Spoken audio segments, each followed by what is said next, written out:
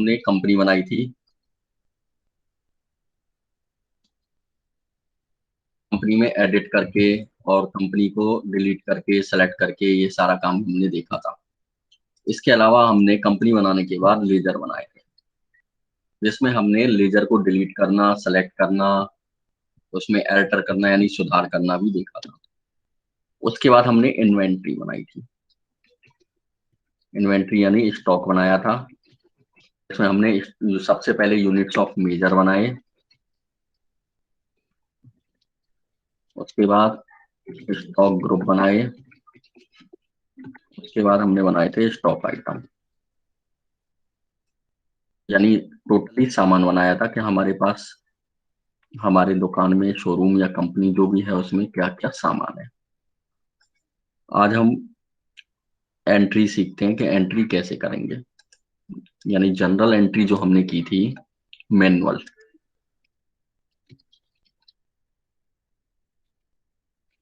उनको हम कंप्यूटर में बोलते हैं वाउचर एंट्री।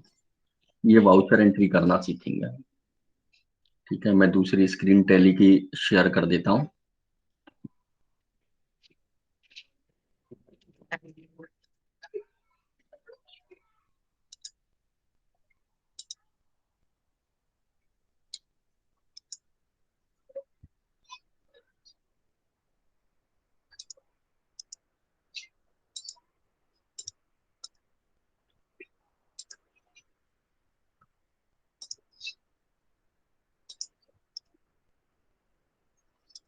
एक टैली शो हो रही होगी। इसमें हम वर्क इन एजुकेशनल मोड में गए। यहाँ पर हमें सबसे पहले अपनी कंपनी सेलेक्ट करनी है, या जो भी कंपनी खुली हुई है उसको बंद कर देना है। ये मैंने सेलेक्ट कर लिया। सेलेक्ट कंपनी में गए। क्रिएट कंपनी से हम नई कंपनी बना सकते हैं। हमारी ये वाली है ऊपर ऊपर वाली, इसको मैंने सेलेक्ट कर लिया। सेलेक्ट करने के बाद हम इस कंपनी में लेजर ग्रुप, लेजर बनाएंगे अकाउंट इन्फो में जाके। उसके बाद इन्वेंट्री बनाएंगे, इन्वेंट्री इन्फो में जाके, यानी स्टॉक बनाएंगे। ये हमें डेली डेली रोज रोज नहीं बनाने हैं, हर बार नहीं बनाने हैं। हमें एक कंपनी में एक बार ये स्टॉक बनाना है और एक बार ये अकाउंट इन्फो यानी लेजर बनाने हैं। उसके बाद हम जब भी टैली ओपन करेंगे हमें केवल वाउचर एंट्रीज करनी है। वाउचर एंट्री करने के लिए ये मास्टर्स के बाद है ट्रांजैक्शंस। ट्रांजैक्शंस में सबसे ऊपर है अकाउंटिंग वाउचर्स, इस पर जाना है। यहाँ पे हमें एंट्री करनी है। एंट्री करने से पहले, एंट्री करने के हम रूल्स समझ लेते हैं कि कंप्यूटर में वाउचर एंट्री यानी टैली में वाउचर एंट्री करने के क्या रूल्स है। मैं वापस से उसी स्क्रीन पे आ जाता हूँ।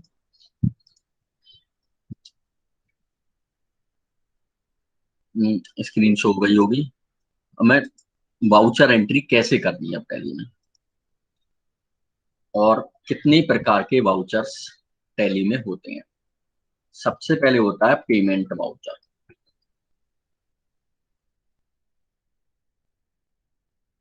पेमेंट वाउचर होता है जो कि पेमेंट के काम आता है, यानी जितनी भी पेमेंट वाली एंट्री होती है जिनमें हमें, यानी बिजनेस को, हम एक बिजनेस है, बिजनेस चला रहे हैं, यानी बिजनेस को, लोगों को, दूसरी पार्टियों को, दूसरे लोगों को पेमेंट करना होता है। चाहे वो किराए का पैसा देना हो, चाहे वो किसी को सैलरी देनी हो, मजदूरी देनी हो, यानी ऐसी एंट्रीज जिनमें पैसा जा रहा हो, उन एंट्रीज को हम पेमेंट वाउचर में करते हैं। पेमेंट वाउचर करने के लिए मुझे कीबोर्ड से F5 बटन प्रेस करने की जरूरत होती है।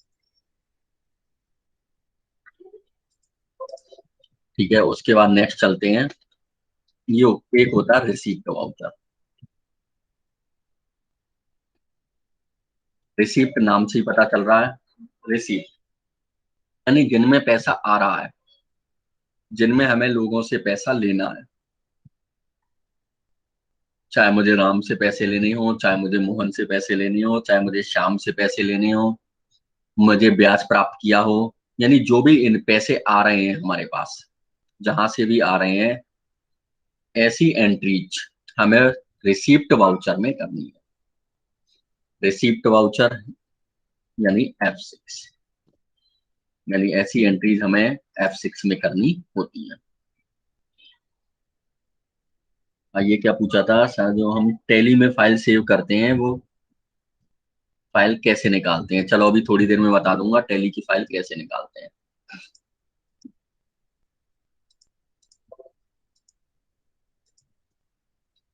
नेक्स्ट होता है कॉन्ट्रा वाउचर। इसके लिए हम F4 का यूज करते हैं। कॉन्ट्रा वाउचर वो वाउचर होता है जो कि ना किसी थर्ड पार्टी से रिलेटेड नहीं होता।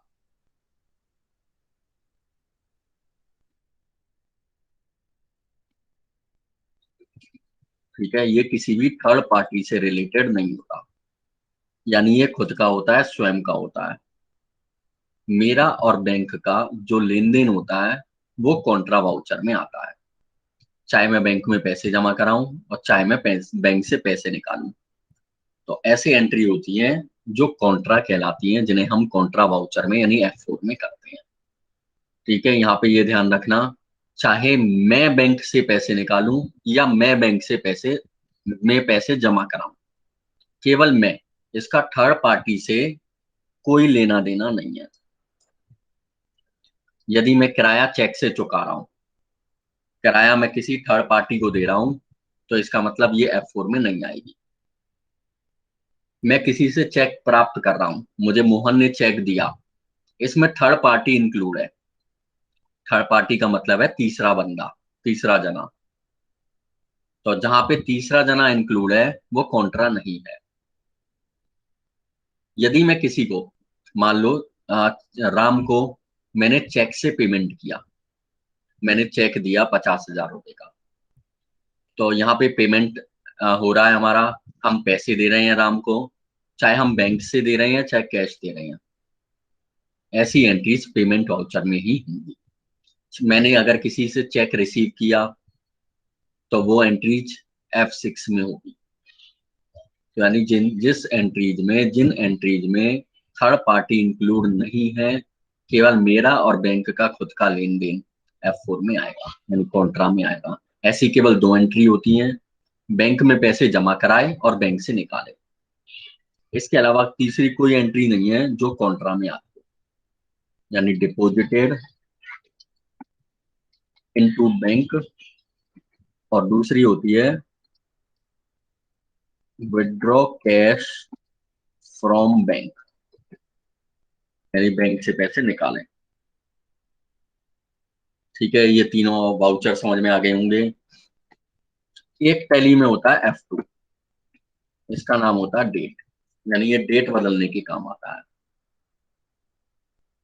जैसे हमें कोई 1 अप्रैल की एंट्री करनी है, उसके बाद 5 अप्रैल की करनी है, 6 अप्रैल की करनी है, तो मुझे हर बार डेट बदलने की जरूरत होती है। तो डेट बदलने के लिए हम F2 का यूज करेंगे। नेक्स्ट आते हैं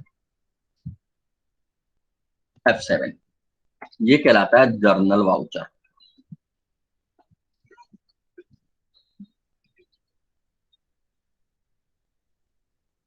ये वाउचर होता है जिसमें कैश का लेन देन नहीं होता। कैश का लेन देन नहीं होता मतलब ऐसी एंट्रीज जिनमें DR और CR दोनों साइड में कैश नहीं हो, यानी ना तो जो पेमेंट हो ना ही रिसीप्ट हो, तो ऐसी एंट्रीज F7 में आती हैं। जैसे हम एग्जांपल से समझ लेते हैं, माल दान में दिया, goods given as charity.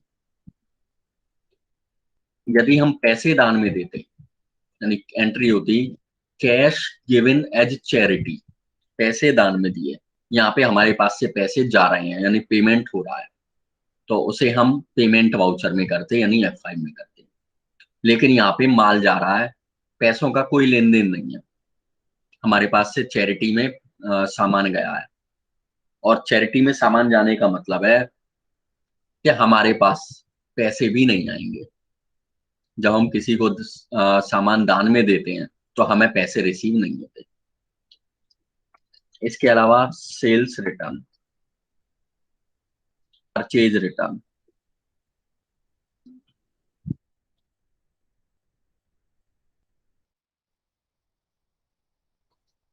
Goods given as free sample, यानी माल मुफ्त नमूने के रूप में बांटा। हाँ, तुमने एमआर देखे होंगे, मेडिकल स्टोर पे भी आते हैं, डॉक्टरों के पास आते हैं, कुछ दवाइयां देके जाते हैं फ्री सैंपल के रूप में। क्या डॉक्टर उनको उनके पैसे देता है? नहीं, वो फ्री होती हैं। यानी सामान तो जाता है हमारे पास से, जो एमआर आता है उसके पास से, यानी कंपनी के पास से। इनडायरेक्ट वे में देखें तो कंपनी के पास से सामान तो जाता है, लेकिन उसके पैसे नहीं आते। तो ऐसे एंट्रीज हम F7 में करेंगे। इसके अलावा हम घर पे पैसे दिए, जैसे हमने, अगर हमने घर पे पैसे दिए तो वो आएंगी F5 में। और यदि हम घर पे सामान देते हैं, मान लो परचूनिया की हमारी दुकान है, हमें चीनी लेनी है, तो क्या मैं दूसरे की दुकान से जाके लूंगा? नहीं, अपनी दुकान से लूंगा। घर से पैसे लूंगा? नहीं, हमें सामान भी देना है और पैसे भी नहीं आने।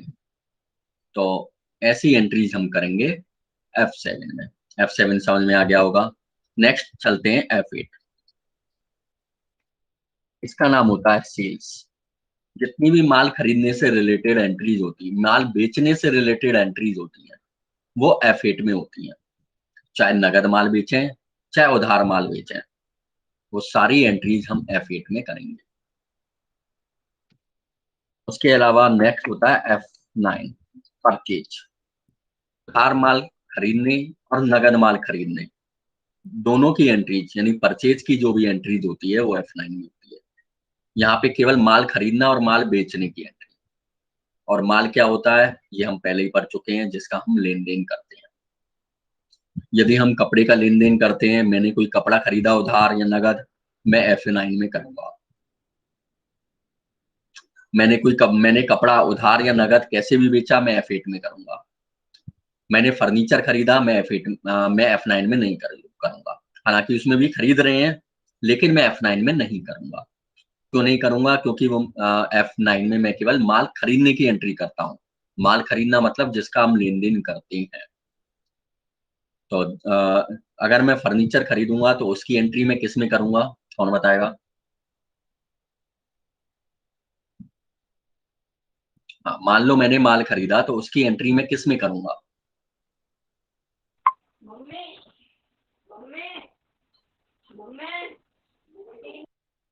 हाँ बोलो। मैंने मान लो फर्नीचर खरीदा तो मैं उसकी एंट्री किस में करूंगा? मैंने माल नहीं खरीदा, फर्नीचर खरीदा है।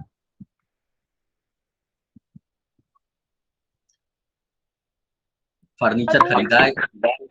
हाँ, किस में? सर DR में।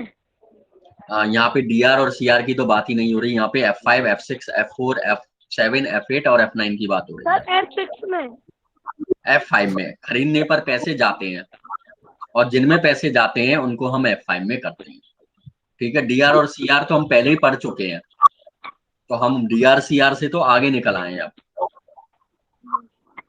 ठीक है, ये हो गए कंप्यूटर में एंट्री करने के कुछ रूल्स, जिनकी हेल्प से, जिनको फॉलो करते हुए मैं कंप्यूटर में एंट्री करूंगा।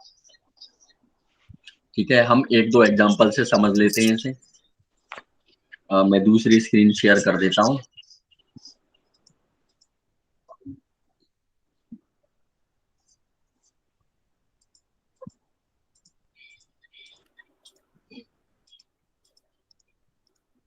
ये एक एग्जांपल दिखाई दे रहा होगा जो हमने सॉल्व भी किया था। शो हो रहा है? Yes sir. हाँ, एग्जांपल शो हो रहा है ना? ठीक है, सबसे पहले है परचेज गुड्स। हमें केवल अब ये देखना है कि किसकी एंट्री मैं F5 में करूंगा, किसकी एंट्री मैं F6 में करूंगा, किसकी एंट्री मैं F7 में, F8 में और F9 में करूंगा।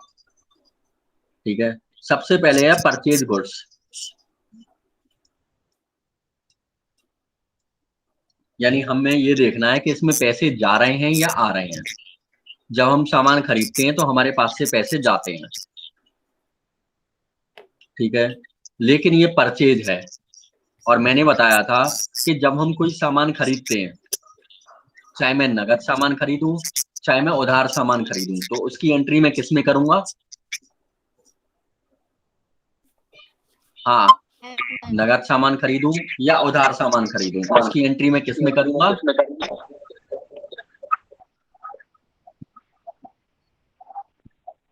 हाँ, अभी बताया था ना, F6 माल खरीदने की एंट्री मैं करता हूँ F9 में। ठीक है, नेक्स्ट है सोल्ड गुड्स, माल बेचा, तो माल बेचने की एंट्री किस में होगी?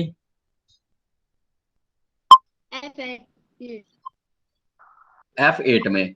ठीक है, बिल्कुल सही है। यदि तुम ये पता लगा लो कि किसकी एंट्री किस में होगी, F5 में होगी, F6 में होगी, F7 में होगी, गिने चुने बटन है, F4, F5, F6, F7, F8 और F9, गिने चुने 6 बटन है बस, यानी 6 फंक्शन कीज है, और इन्हीं 6 फंक्शन कीज में ये सारी एंट्री कवर हो जाएंगी। यदि ये पता लगा लिया कि ये कौन से फंक्शन में आ रहा है, कौन सी की में आ रहा है, तो ये एंट्री बिल्कुल ओके हो जाएंगी, सही हो जाएंगी। नेक्स्ट है परचेज मशीनरी, इसकी एंट्री किस में होगी?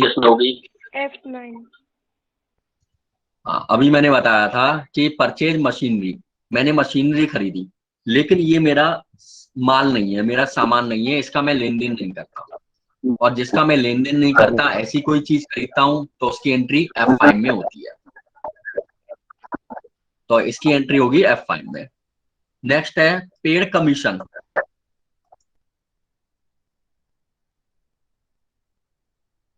हाँ बोलो।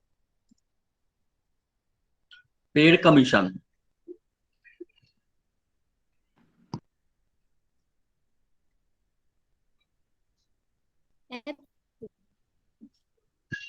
किसमें?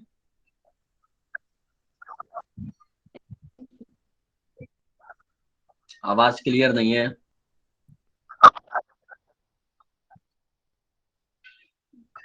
पेड यानी चुकाया, पैसे गए, और पैसे जाने पर F5, F6 नहीं, F5।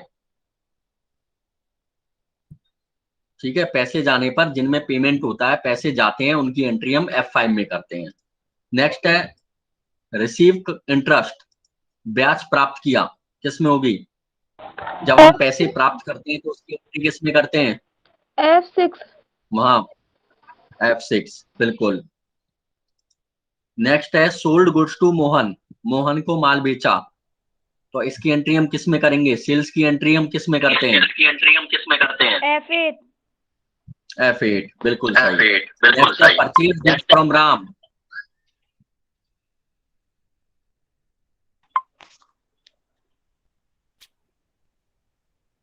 F9 F9, बिल्कुल। परचेज गुड्स फ्रॉम राम यानी माल खरीदा है मैंने, और खरीदने की एंट्री, माल खरीदने की एंट्री हम करते हैं F9 में।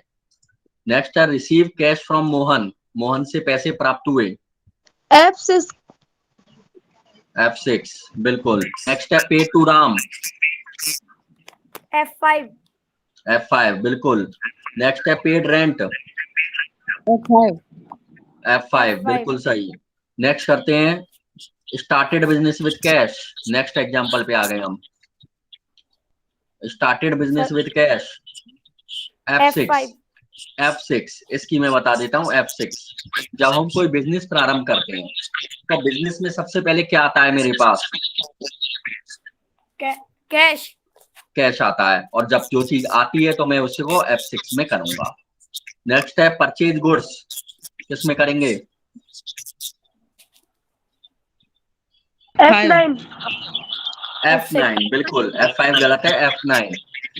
नेक्स्ट है purchase goods from Subhash, F9 F9। Next है sold goods to Ramesh, F8 बिल्कुल। नेक्स्ट है receive cash from Ramesh, F5 F6, बिल्कुल। इसमें हमें पैसा प्राप्त हो रहा है तो F6। बाकी लोग भी अनम्यूट कर लो और बोल सकते हैं, बाकी लोग भी अनम्यूट करके बोल सकते हैं, अनम्यूट कर लो भले ही सब। हम चल रहे थे paid shop rent to Suresh, F5, बिल्कुल। इसमें हमने पैसा दिया है तो F5। नेक्स्ट है रिसीव इंटरेस्ट, F6। नेक्स्ट है pay to Subhash, F5. F5। Next है परचेज फर्नीचर। F9. F9. नहीं F9 नहीं, F5। F5. ठीक है, ऐसा सामान जो जिसका मैं लेन देन नहीं करता वो F5 में परचेज किया जाएगा। यानी मेरा मेन सामान है जो परचेज है, माल है, उसको खरीदने के अलावा मैं कुछ भी खरीदूं वो F5 में आएगा, F9 में नहीं आएगा। ठीक है, नेक्स्ट है paid salary. F5. F5. F5 बिल्कुल।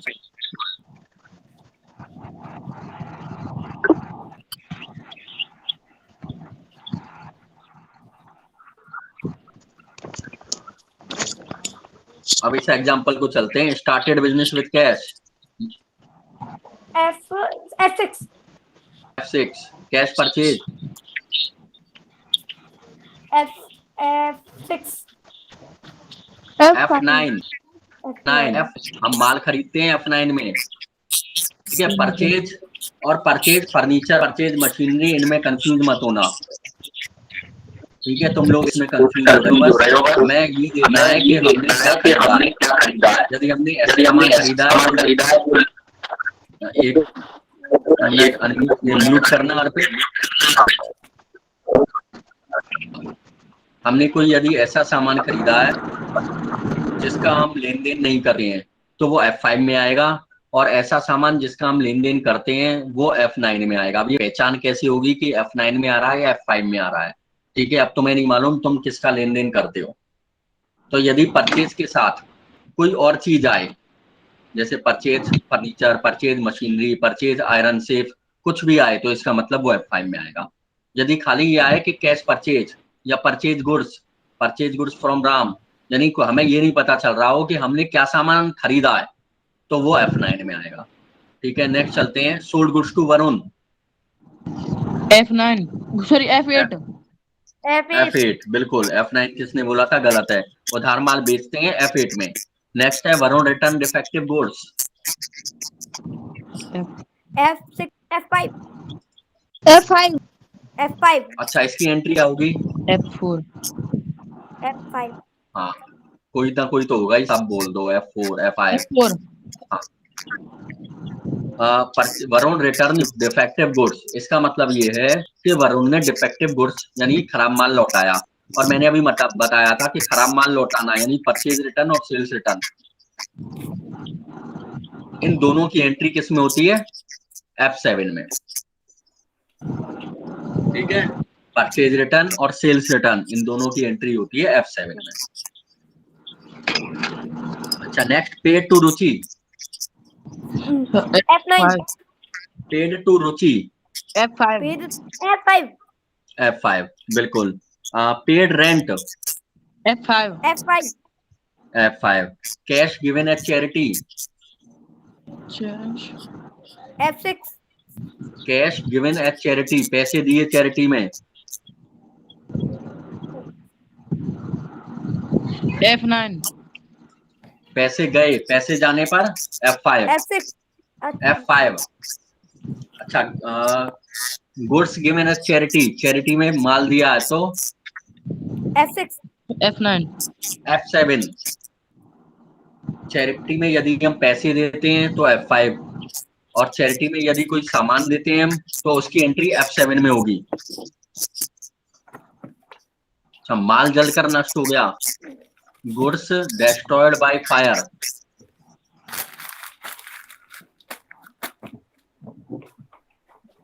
माल जलकर नष्ट हो गया, माल चोरी हो गया, ऐसी सब एंट्रीज F7 में होंगी। ठीक है, ये समझ में आ गया होगा कि F5 किस में आएगा, F7 किस में आएगा, F6 किस में आएगा। चलो, ये तो समझ में आ गया, लेकिन अब हमें ये देखनी है कि इनकी एंट्री हम करेंगे कैसे।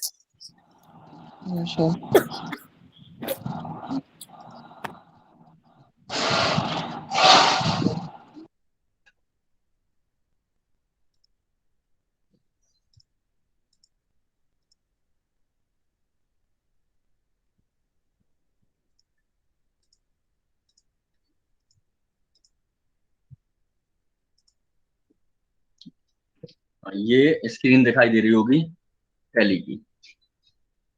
इसमें मैंने बताया था हम जाएंगे अकाउंटिंग वाउचर्स पे। अकाउंट इन्फो में हमने लेजर बना लिए, इन्वेंट्री इन्फो में हमने स्टॉक बना लिया, हमारे पास दुकान में क्या क्या सामान है। अब हम नेक्स्ट स्टेप पे जाएंगे, अकाउंटिंग वाउचर। इसमें हम एंट्री करेंगे। सबसे पहले हम F5 की एंट्री करते हैं, पेमेंट वाउचर की।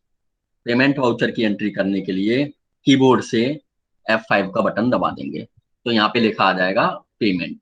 पेमेंट दिखाई दे रहा होगा, तो इसका मतलब हमारा पेमेंट वाउचर ओपन हो चुका है। ठीक है, अब इसमें हमें जितनी भी पेमेंट वाउचर है वो हम एंट्री कर सकते हैं। जैसे किराया चुकाया, सबसे पहले हम करते हैं किराया चुकाया, पेड रेंट। तो अकाउंट में मुझे लिखना है कैश और एंटर दबा देंगे। यहाँ पे हम लिखेंगे किस चीज के पैसे गए हैं, रेंट के, यहाँ लिख देंगे हम रेंट, एंटर। यहाँ पे हम पैसे लिख देंगे, मान लो 1,000 रुपए दिए हैं मैंने किराए के, तो मैंने लिख दिया 1,000, एंटर एंटर। यहाँ पे हम नरेशन लिख देंगे। नरेशन का मतलब होता है एक तरह से हम ये कह सकते हैं कि हिंट, कि हमने पैसे दिए, किराया दिया है, किसको दिया है, उसका नाम लिख सकते हैं जिसको हमने किराया दिया है। और नरेशन हमेशा 4 से चालू होती है, और पेड रेंट टू, मान लो मैंने अमित को किराया दिया है, टू अमित, ये लिख दिया मैंने, और मैं एंटर दबाऊंगा। जब ये बोल रहा है एक्सेप्ट यस और नो, यस, और मैं एंटर कर दूंगा, तो ये एंट्री सेव हो जाएगी। ये एंट्री हमारी सेव हो गई है। ठीक है, ये हो गई पेमेंट की एंट्री। अब इसमें हम ये पेमेंट वाउचर दो तरीके से कर सकते हैं। ठीक है, ये तो केवल मैंने नॉर्मली तो मैं करके दिखा दी है कि ऐसे करते हैं। पेमेंट वाउचर दो तरीके से कैसे कर सकते हैं। एक होता है सिंगल विंडो, यानी जिस तरह से हमें ये दिखाई दे रहा है। ठीक है, हम इसकी एक दो एंट्री और करके देखते हैं। पेड सैलरी, ये भी F5 में होगी, यानी सैलरी के मैंने पैसे दिए हैं। अच्छा, ये F5 F6 समझ में, ये तो समझ में आ गई ना, F5 किस में होता है, F6 किस में होता है। हाँ सर। ठीक है, अब हम एक और एंट्री करते हैं, पेड सैलरी, सैलरी के पैसे गए। ठीक है, अब पैसे जाने पर हम F5 में करते हैं। हम सारी एंट्री जो भी करेंगे आज F5 समझेंगे सबसे पहले। तो अकाउंट में मैं लिखूंगा कैश, यहाँ पे अकाउंट में हमेशा कैश आएगा, और यहाँ पे मैं लिखूंगा मैंने किस चीज के पैसे दिए, मैंने सैलरी के दिए।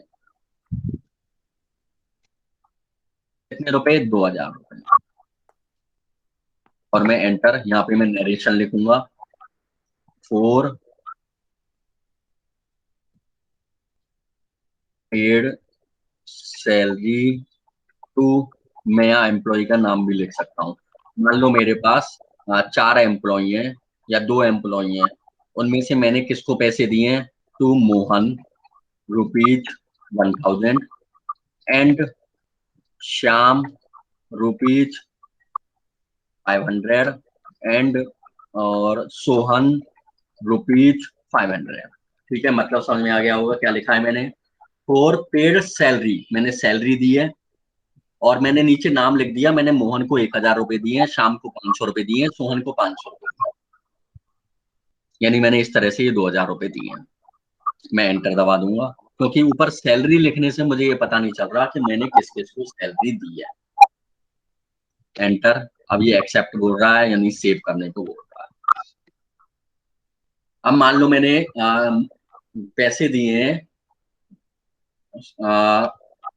रवि के पैसे दिए हैं, रवि को 5,000 रुपए दिए दिए, यानी F5। ऊपर मैं लिखूंगा कैश। अब इस एग्जांपल को अच्छे से समझना। ठीक है, अब यहाँ पे मैं क्या लिखूंगा, हाँ यहाँ पे क्या लिखूंगा, कोई बताएगा। सर यहाँ पे जिनको पैसे देने हैं ना, हाँ उनका नाम बिल्कुल, यहाँ आएगा, पे तब हम जिसको मुझे पैसे देने हैं मैं उसका नाम लिखूंगा। ठीक है, रेंट, सैलरी, इंटरेस्ट, कमीशन, जिसको भी मुझे पैसे देने हैं मैं उसका नाम लिख दूंगा यहाँ पे। जैसे मुझे रवि को देने हैं तो मैं यहाँ रवि लिख दूंगा। अब यहाँ रवि तो है नहीं, लिखा ही नहीं जा रहा, देखो। तो मैं क्या, इसका मतलब क्या है कि मैंने रवि का लेजर नहीं बनाया है। मैं रवि का लेजर बनाऊंगा सबसे पहले। तो रवि का लेजर बनाने के लिए मुझे कहाँ जाना पड़ेगा, वहीं वापस लेजर में, ठीक है। लेकिन यहीं से मैं शॉर्टकट की का यूज करके रवि का लेजर बना सकता हूं। मैं शॉर्टकट की कीबोर्ड से एल्ट और सी का यूज करूंगा, एल्ट सी। ये लेजर बनाने के लिए बोल रहा है, तो मैं यहां में रवि का लेजर बना सकता हूं, रवि। और अंडर में मैं लिखूंगा जिनसे हमें पैसे प्राप्त, जिनको हमें पैसे देने होते हैं, हम रवि को पैसे दे रहे हैं, ठीक। तो उनका अंडर बनता है, यानी उनका लेजर क्या बनता है, जिनको हम पैसे देते हैं, सन्ड्री क्रेडिटर्स। जिनसे हमें पैसे प्राप्त करने होते हैं या जिनको हम उधार माल बेचते हैं, उनको क्या कहते हैं, डेटर्स। मैंने सेकेंडरी टर्मिनोलॉजी में पढ़ाया था, सन्ड्री डेटर्स। लेकिन जिनको पैसे हमें देने होते हैं या जिनसे हम उधार माल खरीदते हैं, उनको हम बोलते हैं क्रेडिटर्स। तो हमें रवि को पैसे देने हैं, तो मैं यहाँ रवि का लेजर बना दूंगा, सन्ड्री क्रेडिटर्स।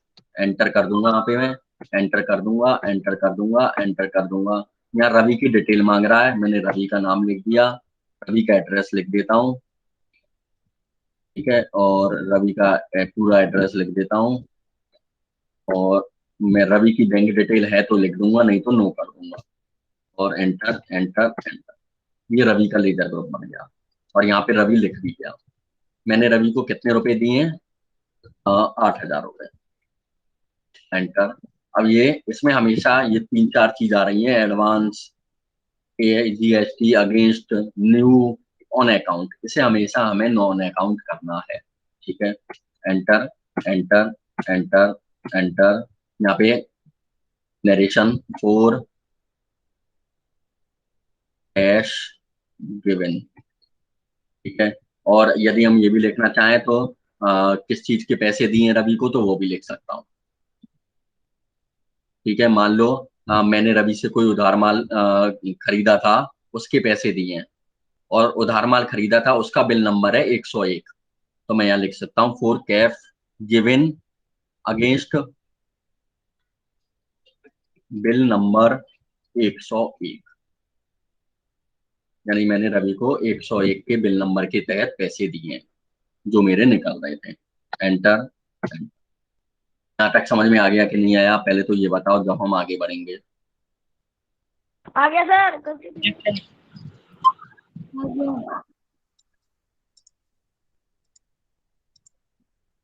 अब मान लो मैंने किराया दिया है चेक से, ठीक है। यानी मैंने किराया में कैश नहीं देके चेक दिया है, तो मैं यहाँ पे कैश की जगह पर बैंक कर दूंगा। यहाँ पे बैंक नहीं है, तो मुझे बैंक का लेजर ग्रुप बनाना पड़ेगा। या तो मैं वहीं वापस शॉर्ट जाके लेजर ग्रुप बनाऊंगा, बैंक का लेजर बनाऊंगा, या फिर मैं यहाँ पे शॉर्टकट की एल्ट सी का यूज करके बैंक का लेजर बना लूंगा, ठीक है। चेक दिया है मैंने बैंक से, ठीक है। लेकिन कौन सी बैंक का चेक दिया है, मेरा किस बैंक में अकाउंट है, मेरा बैंक ऑफ बड़ौदा में अकाउंट है, और इसका अंडर होता है बैंक। यहाँ पे मैं अपना अकाउंट नंबर लिखूंगा, क्या है, यहाँ पे मैं बैंक का आईएफएससी कोड लिख दूंगा। यहाँ पे मैं ब्रांच लिख दूंगा, कहाँ पे है मेरा खाता, बीक। अब यहाँ पे ये पूछ रहा है कि चेक बुक भी इश्यू करनी है क्या, हाँ करनी है चेक बुक भी, क्योंकि मैंने चेक दिया है। एंटर। अब ये पूछ रहा है चेक बुक जो तुम्हारे पास है वो कौन से नंबर से है। मान लो इस नंबर की चेक बुक है मेरे पास, और टोटल 100 चेक है मेरे पास, और चेकबुक पे क्या नाम लिखा हुआ है, अरोड़ा कंप्यूटर। और एंटर। ये चीज समझ में आ गई या नहीं आई, या दोबारा बताऊं। आ गई सर।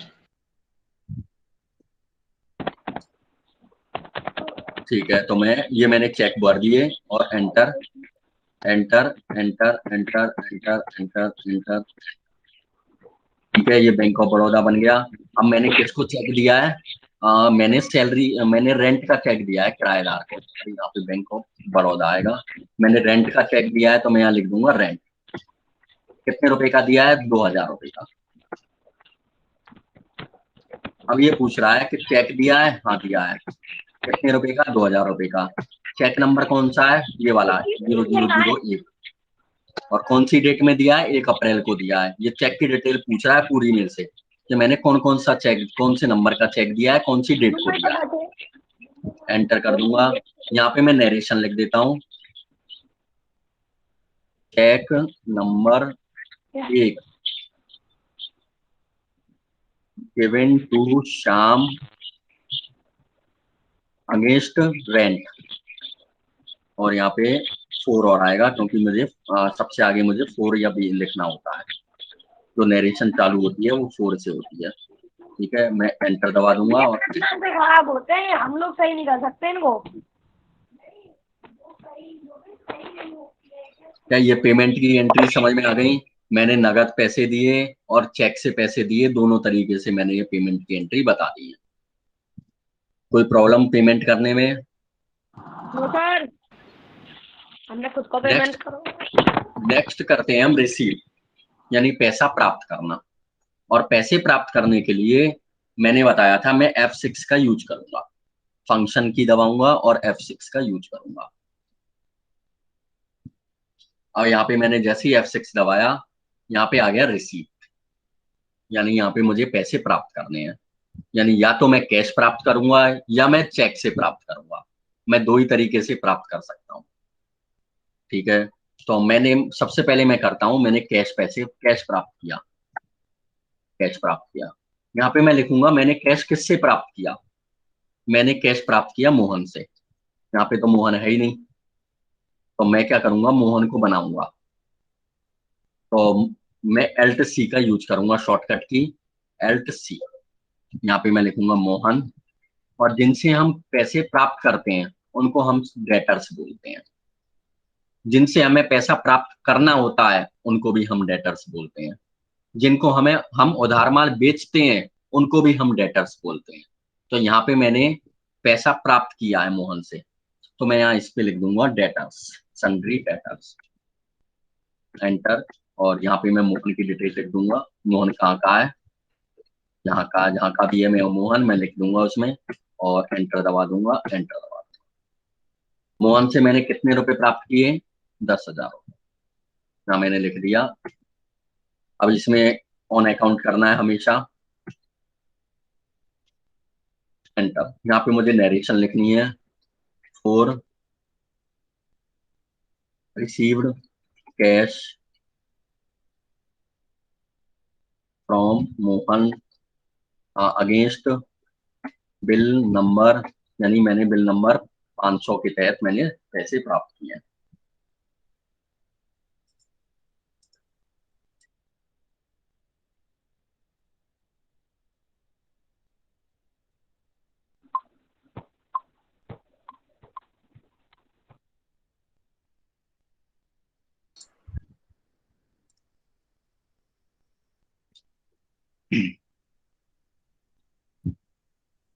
एंटर और एंटर। उसी तरीके से मैंने चेक प्राप्त किया। ठीक है, और यहाँ पे मैं लिख दूंगा बैंक। यहाँ पे मैं लिख दूंगा मैंने चेक कहाँ से प्राप्त किया। मैंने प्राप्त किया किराए का चेक प्राप्त किया, या मैंने ब्याज प्राप्त किया। मैंने जो भी प्राप्त किया मैं यहाँ लिख दूंगा। मैंने मान लो कमीशन प्राप्त किया, कमीशन रिसीव्ड है क्या? नहीं है, चलो इंटरेस्ट रिसीव कर देते हैं। मैंने ब्याज प्राप्त किया। और यदि मुझे कमीशन प्राप्त किया तो मुझे कमीशन का लेजर बनाना पड़ेगा, और कमीशन का लेजर बनाने के लिए मैं Alt+C का यूज करूंगा। Alt+C, यहाँ मैं लिखूंगा कमीशन रिसीव्ड, और ये है हमारी इनकम इनडायरेक्ट। इनकम इनडायरेक्ट ये रही। और एंटर। एंटर करके यहाँ पे मैं डिटेल ये कर दूंगा, ये कमीशन रिसीव होगा। मैंने कितने रुपए का कमीशन का चेक प्राप्त किया? मैंने 4,000 रुपये का कमीशन का चेक प्राप्त किया। Enter enter enter. अब ये पूछ रहा है कि क्या प्राप्त किया, चेक या डीडी। मैंने चेक प्राप्त किया, तो मैं यहाँ चेक लिख दूंगा।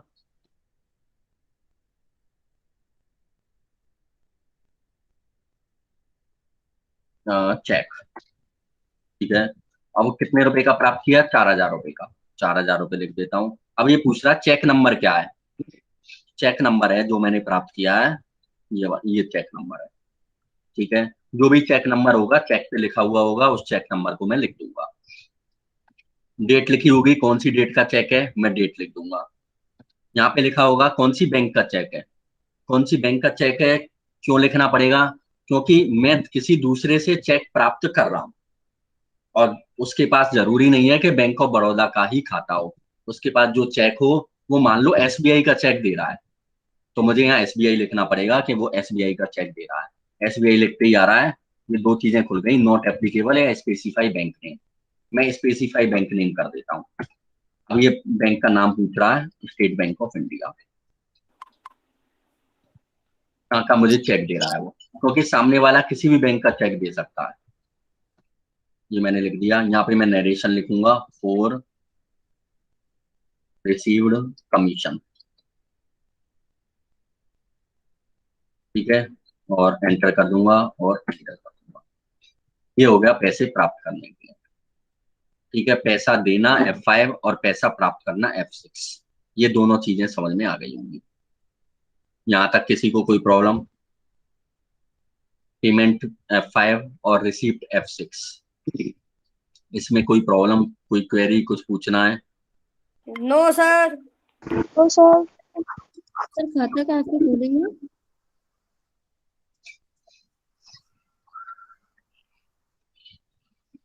किसी को कुछ नहीं पूछना।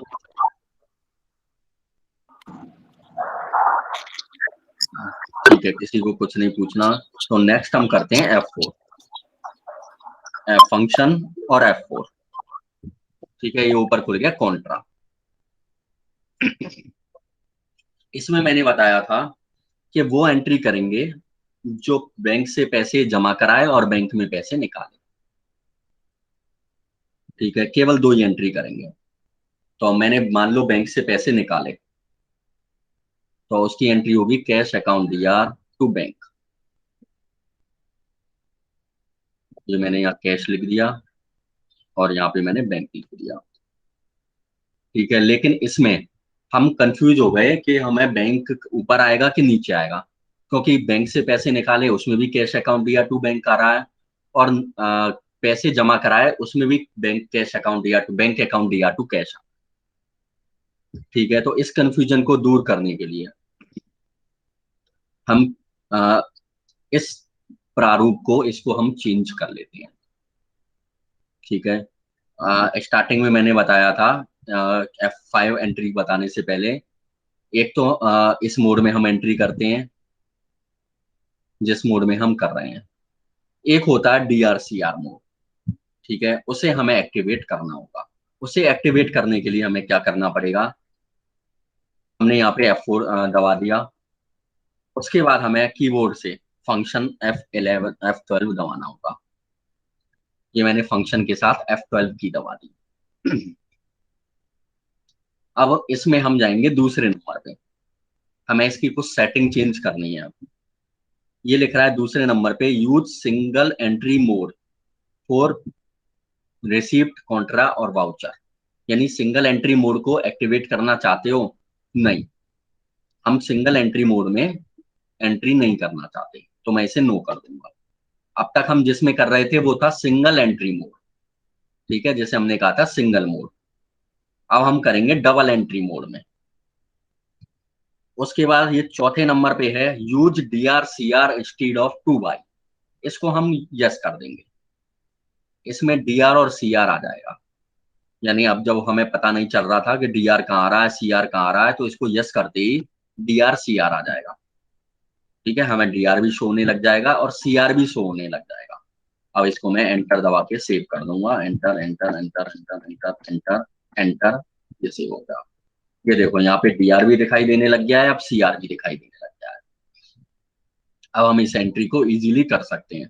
अब हम कंफ्यूज भी नहीं होंगे कि हमें एंट्री कैसे करनी है। ऊपर डीआर आ रहा है कि बैंक लिखूं कि कैश लिखूं। ठीक है, तो अब हम एंट्री करते हैं बैंक में पैसे जमा कराए। तो एंट्री होगी bank account DR to cash, यानी सीआर में आ रहा है कैश। तो सबसे ऊपर यहाँ दिखाई दे रहा है हमें सीआर, यहाँ पे मैं लिख दूंगा कैश। बैंक में कितने रुपए जमा कराए? 5,000। Enter enter enter. यहाँ पे मैं लिख दूंगा बैंक, या एंट्री होगी bank account DR to cash. तो डीआर में बैंक आ गया और सीआर में कैश आ गया। एंटर। मैंने कैश जमा कराए। एंटर। अब ये पूछ रहा है नोट कितने कितने के थे? 500 के। कितने हमने कितने जमा कराए थे? 5,000। तो 500 के 10 नोट मैंने जमा कराए थे। Enter enter. यहाँ पे मैं नरेशन लिख दूंगा, 4 डिपॉजिटेड टू बैंक, मैंने बैंक में जमा कराया। एंटर और एंटर। ये हो गया। उसी तरीके से बैंक से पैसे निकाले तो एंट्री होगी cash account DR to bank. ऊपर में बैंक लिख दूंगा सीआर में। अब की बार में कितने रुपए बैंक से निकाले मैंने? 2,000। चेक से निकाले या कैश निकाले? इसमें चेक से निकालने की कह रहा है कि चेक से ही निकालने हैं तुम्हें, क्योंकि हमारे पास चेकबुक ऑलरेडी है। तो मैंने चेक से निकाले। यदि चेकबुक नहीं होती तो ये कैश निकालने दे देता मैं। एंटर। कौन चेक नंबर क्या था उसका? 2। जो भी चेक था यहाँ पे वो चेक नंबर भर देंगे, जिस चेक से हम पैसे निकाल रहे हैं, जो सी डेट में निकाल रहे हैं वो डेट भर देंगे और एंटर दबा देंगे और एंटर दबा देंगे। यहाँ पे लिख देंगे हम कैश कैश कैश। एंटर। यहाँ पे हम नरेशन लिख देंगे, 4 निकाले यानी withdraw cash from bank. Enter कर देंगे और ये हो गई कॉन्ट्रा एंट्री। अब हम F5 और F6 में जाते हैं। F5, ये देखो हम F5 में पहुंच गए। जैसे ही हम F5 में पहुंचे, जब हमने उसमें DRCR लागू कर दिया था कॉन्ट्रा में, तो पेमेंट वाली एंट्री में भी DRCR ऑटोमेटिक आ गया। और उसी तरीके से हम रिसिप्ट वाउचर में चलते हैं। रिसिप्ट वाउचर में भी DRCR अपने आप आ गया। यदि इसमें भी तुम DRCR करना चाहते हो एंट्री, तो इसमें भी DRCR से एंट्री कर सकते हो। और सिंगल एंट्री मोड से करना चाहते हो तो वापस से सिंगल एंट्री मोड एक्टिवेट कर सकते हो। ठीक है, वापस सिंगल एंट्री मोड एक्टिवेट करने के लिए क्या करना पड़ेगा? वापस से मुझे F11 दबाना पड़ेगा, सॉरी F12 दबाना पड़ेगा। F12 use single entry mode दूसरे नंबर पे दे रखा है, इसको मुझे यस करना पड़ेगा और एंटर। उसके अलावा कुछ भी नहीं करना, हमें केवल इसे यस करना है। Enter enter. और ये मुझे लास्ट में जाके सेव कर देना है। ये सेव हो गया। ये देखो यहाँ पे एक सिंगल एंट्री मोड एक्टिवेट हो गया है वापस। ठीक है, तो तुम जिस मोड में, सिंगल एंट्री मोड या डबल एंट्री मोड, जिस मोड में एंट्री करना चाहते हो, F5 की, F4, F6 की और F4 की, तो उस मोड में एंट्री कर सकते हो। जिस मोड में तुम्हें इजी लग रहा है उस मोड में को एक्टिवेट करके तुम एंट्री कर सकते हो। ठीक है, ये हो गया रिसीप्ट वाउचर, पेमेंट वाउचर और कॉन्ट्रा वाउचर। क्या इन तीनों वाउचर्स में कोई भी प्रॉब्लम नहीं होगी तुम्हें? हाँ, कोई प्रॉब्लम इन तीनों वाउचर्स में? No sir. No sir. No sir.